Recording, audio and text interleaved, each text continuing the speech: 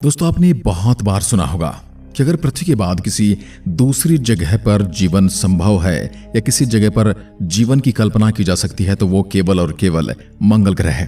हालांकि वैज्ञानिकों का मानना है कि हमारा ब्रह्मांड इतना बड़ा है तो ऐसे कैसे हो सकता है कि इसमें केवल पृथ्वी पर ही जीवन संभव हो। उनके अनुसार ब्रह्मांड में और भी ऐसे कई ग्रह मौजूद है जिस पर जीवन पनपता है और हमारी तरह जीवन वहां पर फलता फूलता है। फिलहाल कुछ वैज्ञानिकों ने यह भी दावा किया कि पृथ्वी पर जीवन मंगल ग्रह से यात्रा करके आया है, यानी कि जीवन पहले मंगल ग्रह पर था और मंगल से जीवन अब पृथ्वी पर आ गया है। अब इस बात में कितनी सच्चाई है इसकी पुष्टि तो हम नहीं करते, लेकिन क्या कभी मंगल ग्रह पर जीवन था तो इसका जीवन कैसे और कब नष्ट हुआ, सबसे बड़ा सवाल है। इसलिए आज हम इसी विषय पर बात करेंगे और जानेंगे आखिर ऐसे कौन से हालात रहे होंगे जिन्होंने मंगल ग्रह को बेजान बना डाला लेकिन पृथ्वी पर जीवन को भेज दिया। क्या आने वाले समय में पृथ्वी के साथ भी ऐसा ही होने वाला है?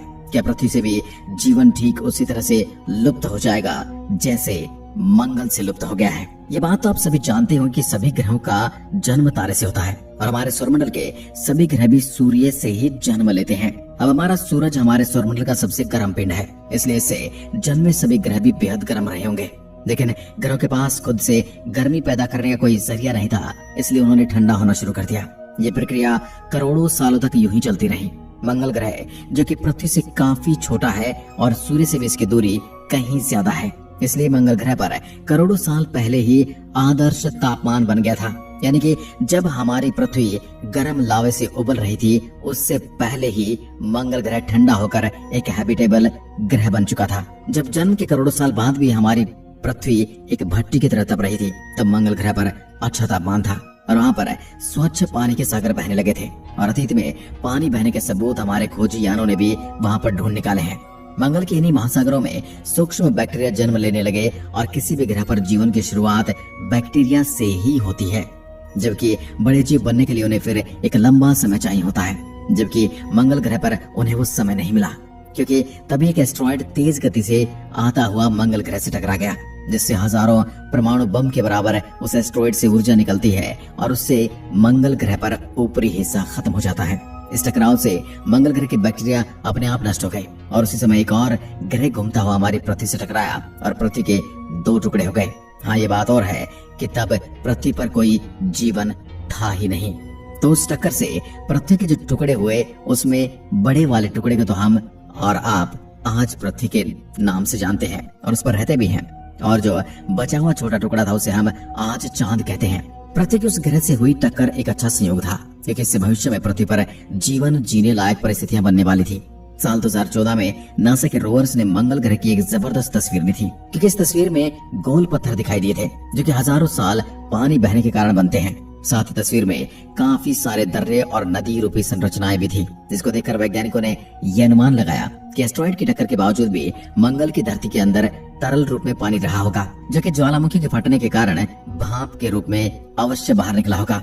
आपको ये भी पता होना चाहिए कि मंगल ग्रह पर अनगिनत ज्वालामुखी है। एवरेस्ट की चोटी से 3 गुना ऊंचा मंगल का ओलंपस पर्वत भी असल में एक ज्वालामुखी ही है।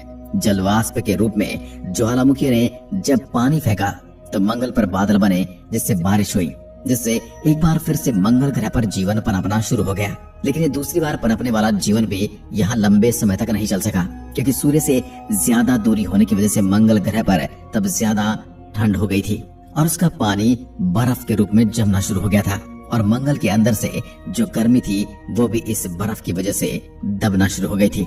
मंगल ग्रह पर अत्यधिक ठंड होने की वजह से उससे बैक्टीरिया जैसा सूक्ष्म जीव भी समाप्त हो गया था।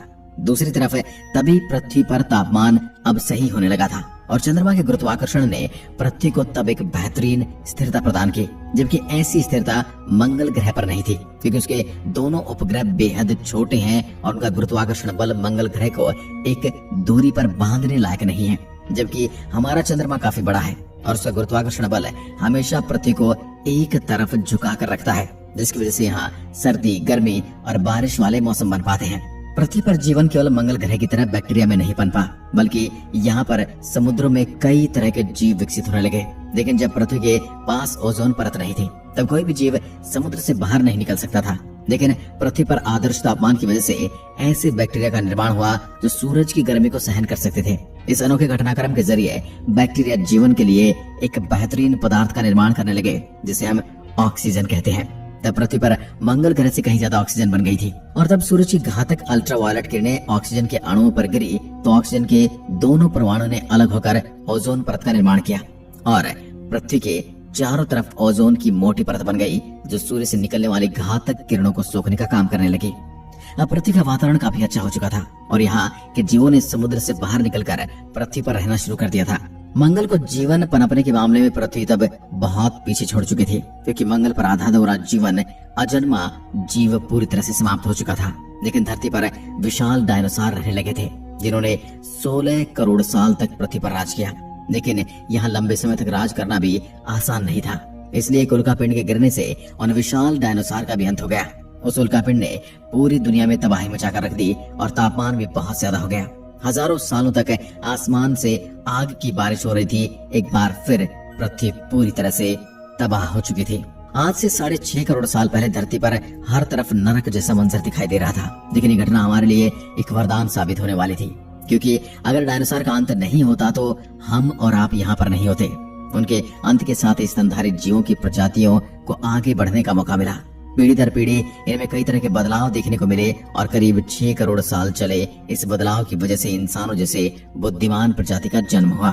जहाँ पहले डायनासोर अपनी ताकत के दम पर राज करते थे, वहीं हम इंसानों ने अपनी बुद्धिमानी के दम पर राज करने का हुनर सीख लिया। हमने यहाँ मौजूद हर साधन का इस्तेमाल करना सीखा और आज हमने इतनी तरक्की कर ली है कि आज हम खुद का विनाश भी कुछ सेकंडों में कर सकते हैं। दोस्तों, ये तो आप मानते हैं कि जीवन की संरचना आसान नहीं है क्योंकि जीवन केवल ऐसे ग्रहों पर पनपता है जहाँ परिस्थिति आदर्श हो और तापमान इतना आदर्श हो कि जल तरल अवस्था में रह सके, जहाँ हमारे चांद जैसा एक बड़ा उपग्रह भी हो जो अपने ग्रह को एकदम स्थिर रख सके, जहाँ ओजोन लेयर भी हो जो सूरज की हानिकारक किरणों से बचाए रखे और जिस ग्रह की अपनी चुंबकीय शक्ति भी हो ताकि सौर तूफान से जीवन को सुरक्षित रख सके और अपने वायुमंडल और पानी को पकड़ कर रख सके। भले दोस्तों, हमारे ब्रह्मांड में अरबों ग्रह हैं, लेकिन हमारी पृथ्वी जैसी आदर्श परिस्थितियां बहुत कम ग्रहों पर होंगी। हाँ, ऐसा भी नहीं कि इस ब्रह्मांड में केवल हमारा ही ग्रह ऐसा जहाँ अच्छा तापमान है, लेकिन उन ग्रहों पर एलियन भी वैसे ही राज करते हैं जैसे हमारी पृथ्वी पर करते हैं। जब तक पृथ्वी पर एक आदर्श परिस्थिति रहेगी तब तक हम इंसान ऐसे ही रहेंगे, लेकिन हालात भी ऐसे कब तक रहेंगे क्योंकि ऐसे अनेकों कारण है जिनसे फिर से पृथ्वी के हालात बिगड़ सकते हैं। ठीक वैसे ही जैसे 6.5 करोड़ साल पहले हुआ था और डायनासोर की तरह हमारा भी खात्मा हो सकता है। क्या पता किसी एस्ट्रॉइड से हमारी पृथ्वी टकरा सकती है या फिर किसी घातक वायरस से हमारा अंत हो सकता है या फिर हम इंसान ही परमाणु बम और जैविक हथियारों का इस्तेमाल करके अपने आप को खत्म कर सकते हैं। दोस्तों, कभी न कभी पृथ्वी से जीवन का खात्मा तो अवश्य होगा, लेकिन ये सच है हम इंसानों का पूरी तरह से इस धरती से सफाया नहीं होगा क्योंकि अभी हम इंसान इस धरती पर केवल 2 लाख सालों से ही हैं, क्योंकि यहाँ जीवन अरबों सालों से जिसमें पृथ्वी ने हजारों मुसीबतों का सामना किया है और अनेकों बार यहाँ नष्ट हुआ है, लेकिन फिर से यहाँ जीवन पनपा है। यानी जीवन हालात के हिसाब से खुद को बदल लेता है। इसलिए अब कोई अगर घटना पृथ्वी पर होती है तो उससे भले ही हमारा खात्मा हो जाएगा, लेकिन जीवन को उपजाने वाली परिस्थितियां यहाँ से स्थायी रूप से खत्म नहीं होंगी और यहाँ एक बार फिर से जीवन पनपेगा। ठीक जैसे आज हमारा यहाँ पर राज है, ऐसे ही किसी और का यहाँ पर राज चलेगा। ये प्रक्रिया यूं ही चलती रहेगी और आगे भी ऐसे ही हालात बनते और बिगड़ते रहेंगे। हाँ, ये बात और है कि एक न एक दिन पृथ्वी का अंत जरूर होगा और इसकी वजह बनेगा हमारा सूरज, क्योंकि सूरज ऊर्जा का भंडार है और जैसे जैसे इसका ईंधन खत्म हो रहा है वैसे वैसे इसका आकार भी बढ़ना शुरू हो जाएगा।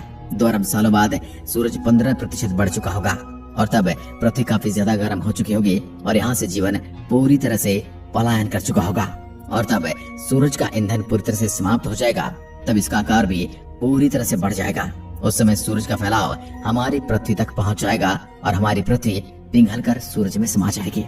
इसलिए मैं इतना ही कहना चाहता हूँ कि हमारी पृथ्वी अमर नहीं है, ठीक वैसे ही जिससे हम और आप अमर नहीं है। इसलिए हमें किसी चीज का घमंड नहीं करना चाहिए। इस ब्रह्मांड में जिस किसी भी चीज का जन्म हुआ है उसका अंत निश्चित है। जिस तरह से एक समय में मंगल से जीवन समाप्त हुआ था, ठीक उसी तरह से हो सकता है कि मंगल पर एक बार फिर से जीवन लौट जाए। लेकिन ये कब होगा, कैसे होगा, ये एक लंबे समय की प्रक्रिया है। इसलिए आपको घबराने की जरूरत नहीं है। ये अरबों साल का प्रोसेस है और तब तक हम और आप तो यहाँ होंगे नहीं, इसलिए आपको घबराने की कोई जरूरत नहीं है। आज की वीडियो में बस इतना ही। अगर वीडियो पसंद आए तो लाइक कीजिए और ऐसी वीडियोस के लिए चैनल को सब्सक्राइब जरूर करें। धन्यवाद। जय हिंद, जय भारत।